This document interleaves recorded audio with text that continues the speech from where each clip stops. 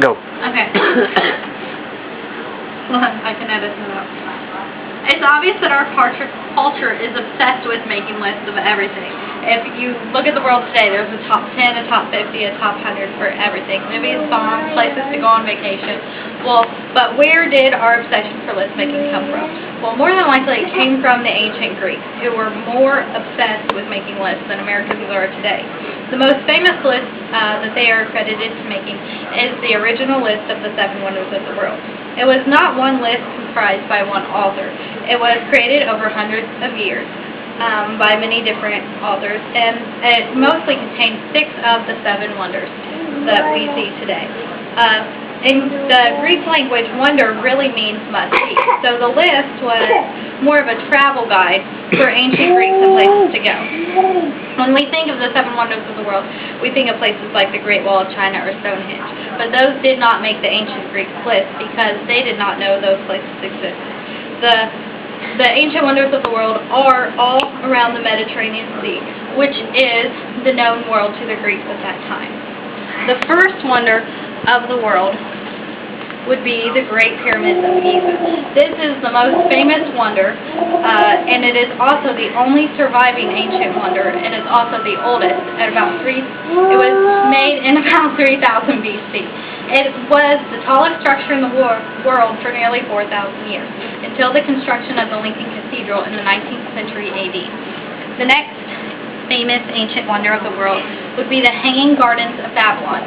It is located in present-day Iraq, and it was built around 600 BC for the ruler at that time's wife, because she was homesick for the mountainous country that she was born in. Now, the garden doesn't actually hang, but it overhangs from a series of terraces and balconies, and it appeared to be a lush mountain in the middle of the desert.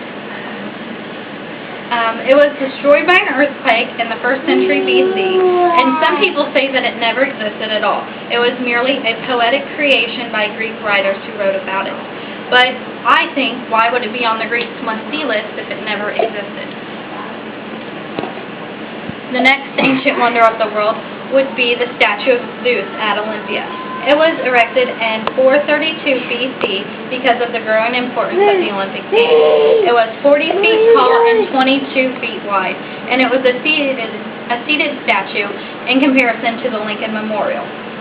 It was inside the Temple of Zeus at Olympia, and people said that if the statue was to stand up, it would take the roof off of the temple.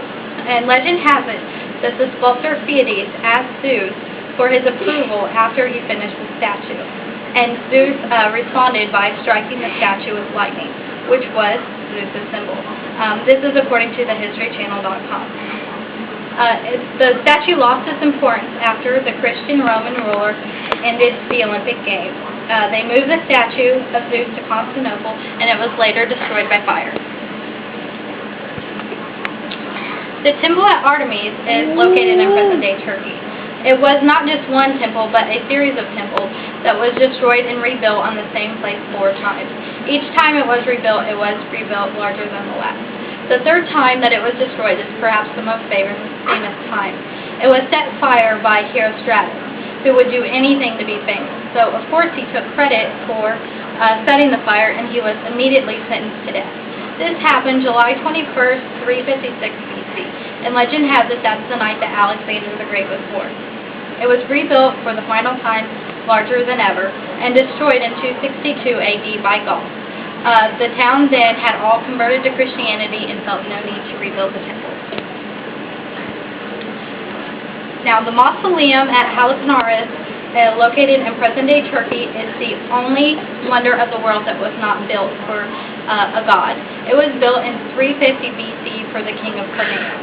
For when he died, his wife/sister was so heartbroken that she mixed his ashes with water and then drank them, and then ordered the mausoleum to be built. It wasn't completed, and she died 2 years later. The builders finished it anyway as a memorial to their work. It was 135 feet tall. It was destroyed in the 13th century AD by another earthquake. The Colossus at Rhodes what is like our modern-day Statue of Liberty. It was built around 200 BC and was made entirely of bronze. It only stood for 50 years and it was destroyed by an earthquake. But the people of Rhodes let the statue lay on the ground for over 800 years. And visitors came from afar to see the massive statue laying on the ground. And they would try to wrap their arms around its fingers because it was so large. It was finally sold to a Jewish merchant after the Arab invasion, and it was melted into various bronze items which are probably still around today. The final wonder of the world to make the list was the lighthouse at Alexandria.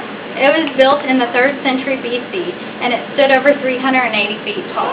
It was destroyed by an earthquake in 300 AD, and the original stones were later used to build a fort. The remains of the lighthouse can still be seen today by satellite images of the region and the water. So, in conclusion, there is not really just one list of the 7 wonders of the world, but the list has moved on through the centuries and has become other lists, such as the 7 wonders of the medieval world, which is the most famous list we hear about today that includes Stonehenge, the Colosseum, and the Great Wall of China. There's another list, the 7 wonders of the natural world, which include the Grand Canyon and Victoria Falls. There is a new list that came out in July of 2007, which included the Great Wall of China, the Mayan ruins, and the pyramids. The USA Today made their list as well, which included the Internet. There will always be more lists to come because people are obsessed with the 7 wonders of the world. So as the centuries go on, it'll be changed and made for that period in time. Thank you.